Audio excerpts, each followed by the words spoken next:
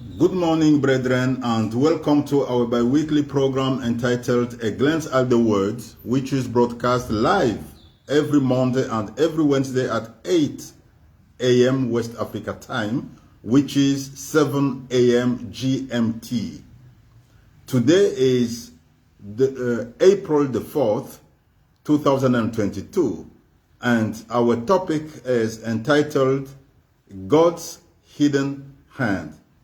God's hidden hand. Let's read in the book of Genesis, chapter 37. Genesis chapter 37, verses 3 to 11. Genesis chapter 37, verses 3 to 11. Now, Israel loved Joseph more than all his children, because he was the son of his old age.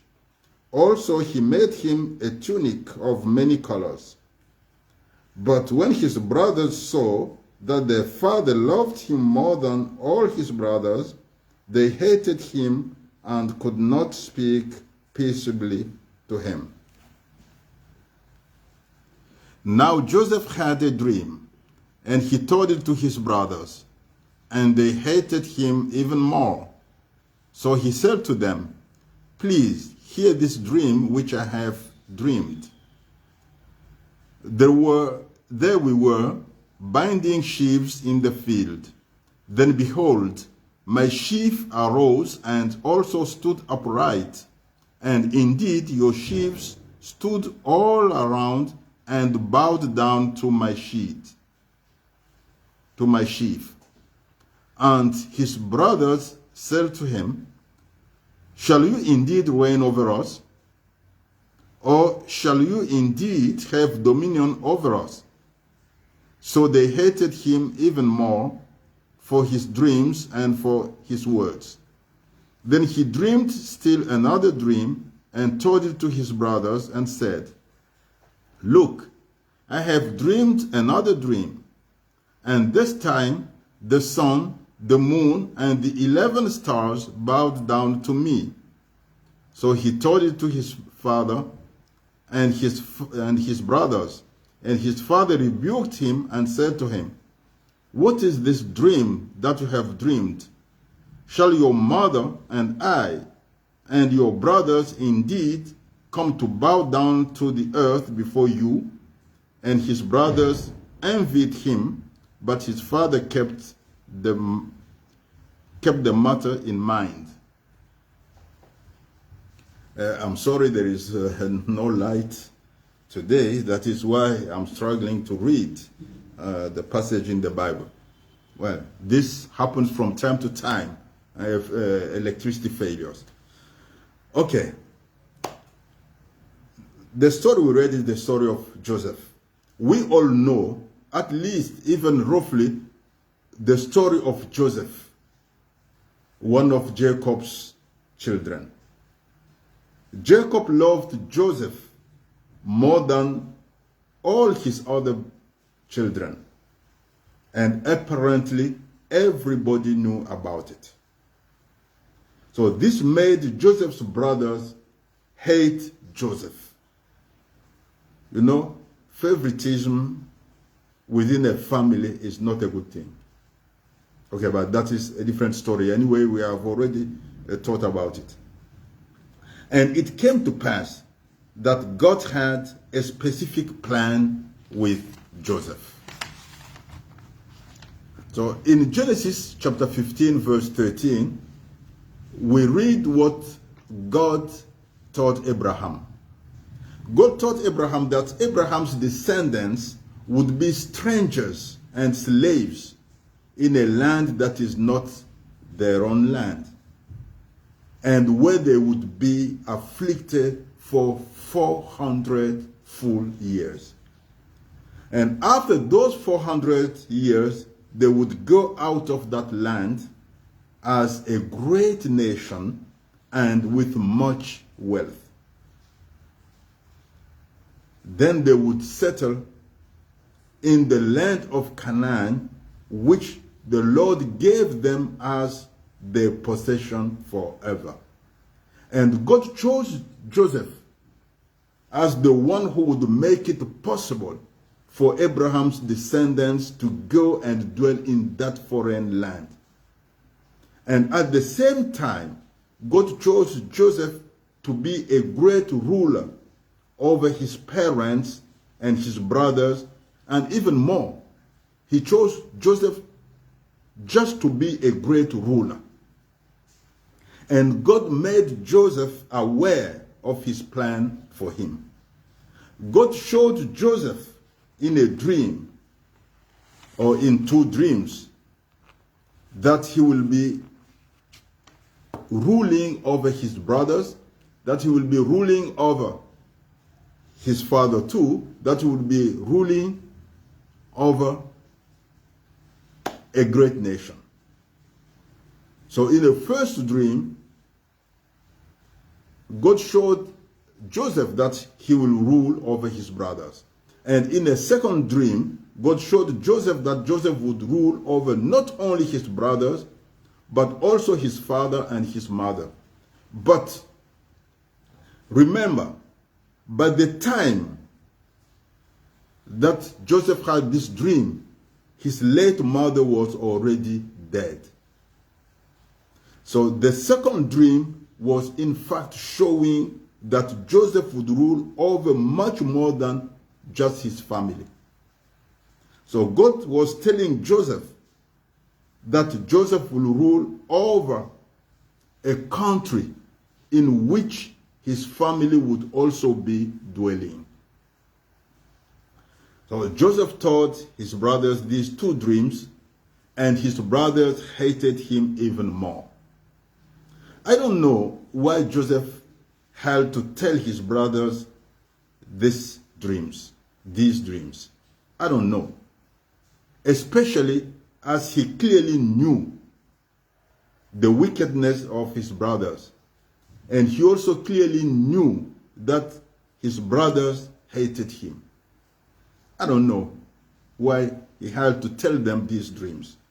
I don't know whether it was a matter of lack of maturity or a matter of a lack of wisdom. I don't know. But it could also be just God's plan. You know, we are not obliged to share any revelation that we receive from God with anybody. Most of the time, it is much wiser not to disclose some important information to people who don't share the same vision with us. If you know that this person doesn't share the vision that you have, don't share anything related to your vision, anything pertaining to your vision with that person. It's much wiser. You know, not everybody is happy with our happiness. Not everybody is happy with your happiness. This you must keep in mind. So choose the persons to whom you can disclose important matters, important information, important revelations.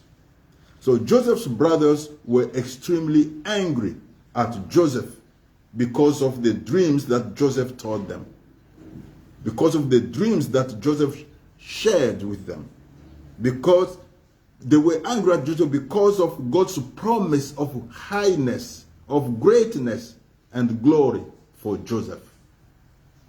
Thus Joseph's brothers hated Joseph to the point of death. And one day they would find an opportunity to satisfy their hatred. Let's now read in the same book of Genesis, the same chapter 37.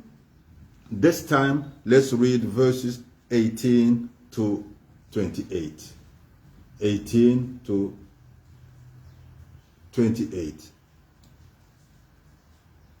Now, when they saw him afar off, even before he came near them, they conspired against him to kill him.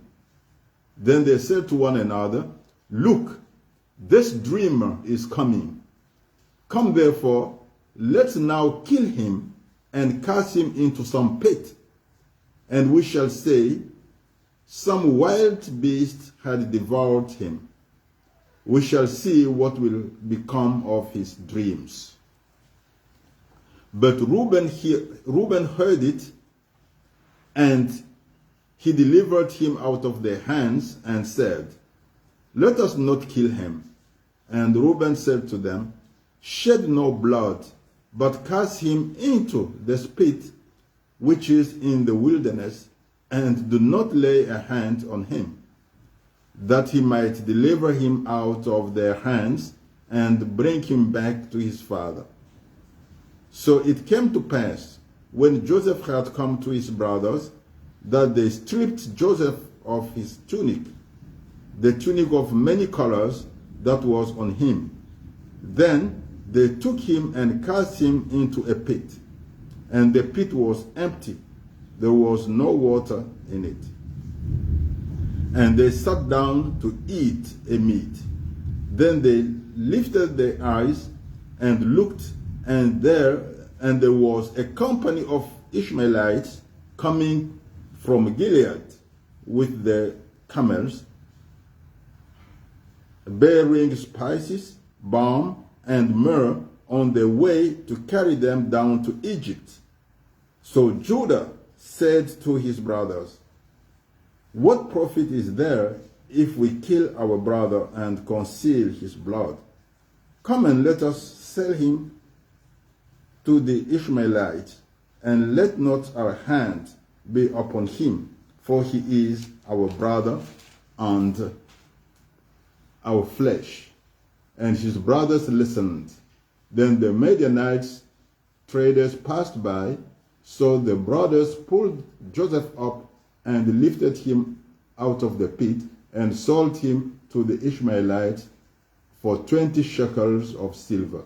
And they took Joseph to Egypt. So you see, one day, Joseph's brothers had the opportunity to satisfy their hatred. So while they were feeding the flock in Dothan, Jacob sent Joseph to them to bring them some food and inquire of their health and their whereabouts. When they saw, and when these brothers, Joseph's brothers, saw Joseph coming to them, they immediately conspired against him to kill him. They decided to kill Joseph so that Joseph's dreams would never become true.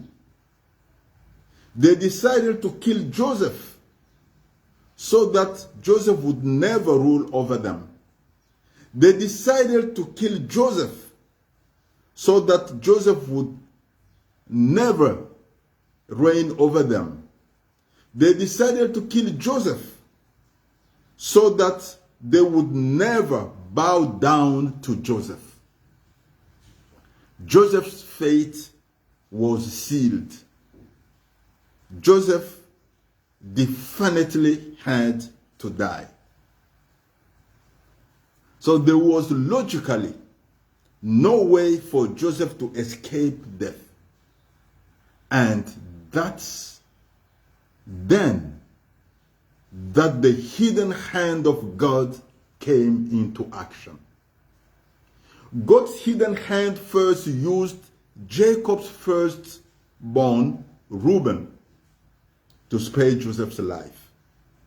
So Reuben suggested that they let Joseph die on his own instead of killing him. He suggested that they throw him into an empty pit where he would die of thirst and hunger. In fact, Reuben wanted to spare Joseph's life and send him back to his father, to their father. Yet Joseph's return to his father would neither fulfill any of the dreams nor fulfill God's promise to Abraham. So that would not go in line with God's plan. Thus, God's hidden hand acted for the second time. God's hidden hand sent a company of Ishmaelites from Gilead to Egypt. And God's hidden hand made that company of Ishmaelites pass through Dothan, pass by where Jacob's children were feeding the flock. Because the Ishmaelites were always ready, they were always willing to buy and sell anything. So when the Ishmaelites reached the place where Joseph's brothers were, God's hidden hand arose from the third time, and through Judah, who convinced his brothers to sell Joseph to the Ishmaelites instead of letting him die in that empty pit. And the Ishmaelites carried Joseph down to Egypt. Thus, God's hidden hand was in action 3 times in Joseph's life. The first time, God's hidden hand made Reuben spare Joseph's life. The second time, God's hidden hand led a company of Ishmaelites from Gilead to Egypt pass by Joseph's brothers. And the third time, God's hidden hand used Judah to convince his brothers sell Joseph to the Ishmaelites so that the Ishmaelites could take Joseph down to Egypt. You know, God doesn't need us to know about what he is doing for our protection, for our safety, for our security. Joseph was not aware of the action of God's hand in his life. He just enjoyed the consequences of the action of God's hidden hand in his life, but he didn't know about it. God's hidden hand is when God acts in our life without our knowing anything about it, without our being aware of that action. We just see the consequence of that action. But let me assure you that God's hidden hand is always in action in our lives. God doesn't need to sound trumpets to protect you, to work in your favor, to do anything good for you. God doesn't even need to let you know that he is at work in your life. No. God, most of the times, works discreetly in our lives. He works silently. He works in a hidden way, if I can say so. So God uses his hidden hand to work in our lives. He uses his hidden hand to spare our lives. He uses his hidden hand to protect us, to do anything that he desires for us. Dear brethren, be assured that God's hidden hand is at work in your lives. God bless you abundantly beyond all your expectations, and have a wonderful week. God is at work in your life. God will never forsake you. He will never abandon you.